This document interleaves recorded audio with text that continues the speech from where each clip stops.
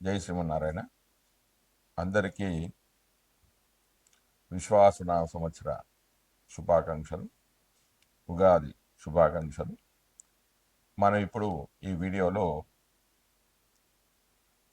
రవి మేషరాశిలోకి ప్రవేశించినప్పుడు ద్వాదశ రాశుల వారికి ఫలితాలు ఏ విధంగా ఉంటాయి అనేది ఈ వీడియోలో తెలుసుకుందాం.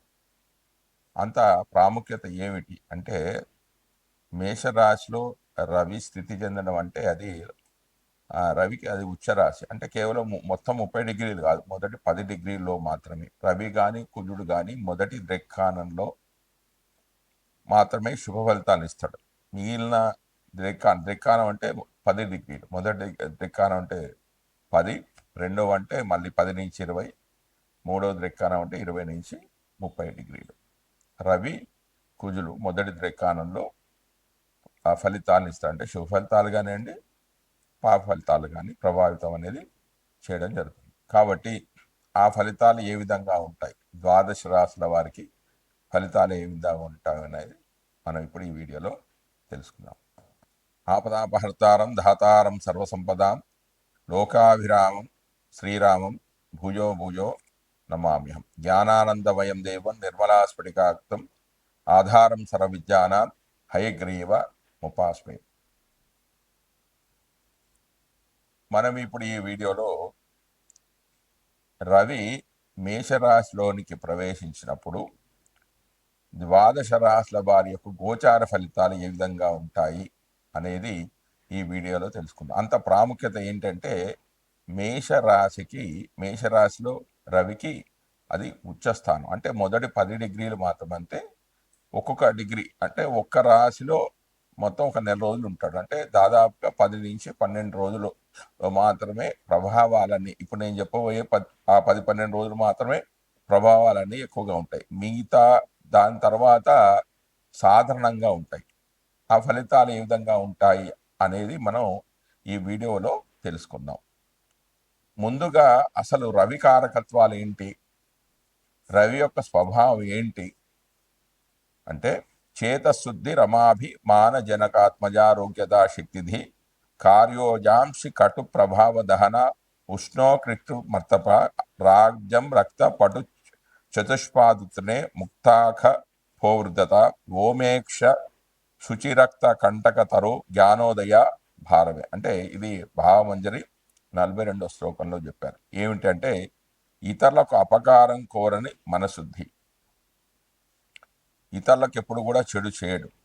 అంటే రవి బలంగా ఉన్నవాడు. ధన ప్రాధాన్యం అధికమైన ఆత్మాభిమానం ఉంటుంది. ఆత్మాభిమానం, సెల్ఫ్ కాన్ఫిడెన్స్ అనేది ఎక్కువగా ఉంటుంది. తండ్రికి కారకుడు ఆత్మ, తన మీద తనకు నమ్మకం ఎక్కువ. ఆరోగ్యానికి కూడా కారకుడు. అంటే రవి మంచి స్థానంలో ఉన్న వాళ్ళకి ఆరోగ్యం చాలా బాగుంటుంది. బుద్ధి బలం ఉంటుంది. బుద్ధి బలం, కార్యనిర్వహణ శక్తి ఉంటుంది. ఓజస్సు, కటువుగా ప్రవర్తించడం. కారం అంటే మిరియాల కారానికి రవి, మిరపకాయ కారానికి కుజుడు కారకుడు. ఇతరులపై ప్రభావం చూపగలడం. అగ్నిశక్తి, ఉష్ణశక్తి అంటే ఆరోగ్యకరమైన ఉష్ణశక్తికి రవి అయితే ఆ వేడిని అధికంగా చేయడానికి కుజుడు కారకుడు. కంటి యొక్క అనారోగ్యం అంటే కుడి కంటికి రవి అయితే ఎడమ కన్నుకు కారకుడు ఎవరు? చంద్రుడు. మనుషులను పరిపాలించడం అంటే అధికారమైన పాలన చేయడం అంటే లీడర్షిప్ క్వాలిటీస్ ఎక్కువగా ఉంటాయి రవి బలంగా ఉన్న వాళ్ళకి. రాజ్యము, ఎర్రని బట్ట, పశుబలము, గట్టి అంటే పత్రహరితానికి సూర్యకాంతి కారణమని వైజ్ఞానికమైన వివరణ. ముత్యాలు, ఆకాశంపై ఆధిపత్యం, పెద్ద మనిషిగా వ్యవహరించడం అంటే పైకి చూడడం. అంటే తప్పు చేసిన వాడు అధైర్యవంతుడు, కిందికి చూస్తాడు. గర్వం కలవాడు పై చూపులు అనేవి చూస్తాడు. అధికమైన ఆత్మాభిమానానికి, విశ్వాసానికి కారకుడు. పవిత్రత, ఎరుపు రంగు, ముళ్ళ చెట్లు, జ్ఞానోదయము, పలువురు చెప్పిన విషయాలన్నిటినీ కూడా సమన్యాత్మకంగా ఆలోచించి కొత్తదనంతో కూడిన ఆలోచన చేయడం. రవి కారకత్వాలకి శరీర కారకత్వాల్లో ముఖ్యంగా హృదయము, రక్త ప్రసరణ వ్యవస్థకు రవికి ప్రత్యేకమైన స్థానం ఇవ్వడం అనేది జరిగింది. అంతేకాకుండా ఆధ్యాత్మిక అంశాలలో శరీరం ఏర్పడడానికి మూలభూతమైన ఆత్మకారకం రవికి ఆపాదించడం జరిగింది. నిరంతరం తన చుట్టూ అన్ని గ్రహాలను అంటే అన్ని వ్యవస్థలను తిప్పుకుంటూ వాటికి కావలసిన పోషణను అందిస్తూ తాను జ్వలిస్తూ వెలుగుతూ ప్రాణభూతమైన రవి ఆత్మకారకుడిగాను శరీరంలో హృదయ కారకుడిగాను నిర్దేశించడంలో ఔన్నత్యం అనేది కనిపిస్తుంది. హృదయం ఆగిన, ఆత్మ వెళ్ళిపోయిన శరీరం అనేది మరణిస్తుంది, చైతన్యహీనము అవుతుంది, అన్ని రకాల వ్యవస్థలు వెంటనే నాశనం అవుతాయి.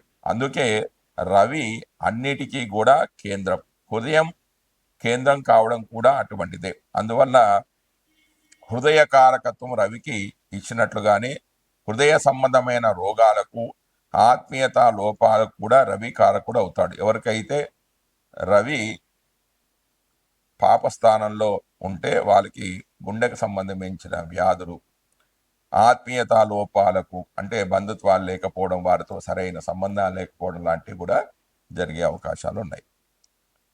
ఈ ఆత్మీయత లోపాలకు కూడా రవి కారకుడు అవుతాడు. ఈ విధంగా కారకత్వాల నిర్దేశం జరుగుతుంది. ఏది లేకుంటే శరీరంలో మనుగడ లేదో అది రవికి సంబంధించింది.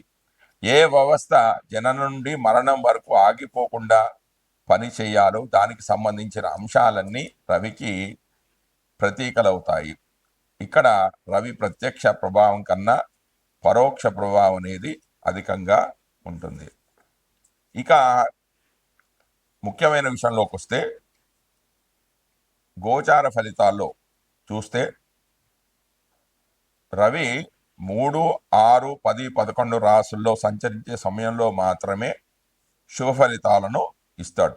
మిగిలిన సమయాల్లో అతడు సంచరించే రాశి దృష్టి ఉన్న సప్తమ రాశి విషయంలో జాగ్రత్తలు అనేవి తీసుకోవాలి. వేరు వేరు జన్మరాశుల వారికి రవి సంచరించే రాశి దృష్టి ఉన్నటువంటి రాశులు ఏ భావాలు అవుతాయో గమనించి వాటికి అనుకూలమైన ఫలితాలను నిర్దేశించాల్సి ఉంటుంది. రవి గోచారంలో వ్యతిరేకంగా ఉన్న సమయంలో అంటే అనుకూలంగా లేకపోతే ఈ 3, 6, 10, 11 స్థానాలు కాకుండా మిగతా స్థానాల్లో ఉన్నట్లయితే జాతకుడు ఎలాంటి ఫలితాలు పొందుతాడు అంటే అధికార ప్రభుత్వ సంబంధమైన సమస్యలు రావడం, అనారోగ్య లోపాలకు, మానసికమైన ఒత్తిళ్లకు అధికమైన అవకాశం అనేది ఏర్పడుతూ ఉంటుంది. మనం ఇప్పుడు ఈ వీడియోలో రవి మేష సంక్రమణ సమయంలో మీనరాశి వారి పొందే గోచార ఫలితాలు అంటే రవి ద్వారా పొందే ఫలితాలు తెలుసుకుందాం. మీనరాశి వారికి రవి ద్వితీయంలో సంచరిస్తున్నాడు. రెండవ ఇంట రవి సంచారం వల్ల కఠినంగా సంపాదించడం, ఖర్చులకు తగ్గ ధనం లేకపోవడం, కుటుంబంలో తగాదాలు, చేసిన ప్రయత్నాలు వృధా కావడం, సరైన సుఖం లేకపోవడం, కంగారు పడడం లాంటివి జరుగుతాయి. ఇంతేకాకుండా రవి తన సప్తమ దృష్టి చేత అష్టమ ఇంటిని అంటే 8వ ఇంటిని వీక్షించడం ద్వారా కొంత వ్యాధులు కలగడము, వాగ్వివాదాలు ఏర్పడము, శత్రుబాధలు పెరగడము, త్వరగా అలసిపోవడము జరగవచ్చు.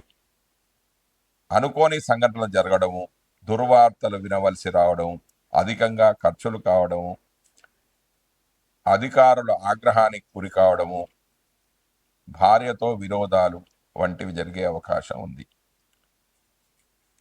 అయితే రవి ఈ రాశిలో లోహమూర్తిగా ఉండడం చేత 50% మాత్రమే చెడు ఫలితాలు జరిగే అవకాశం ఉంది.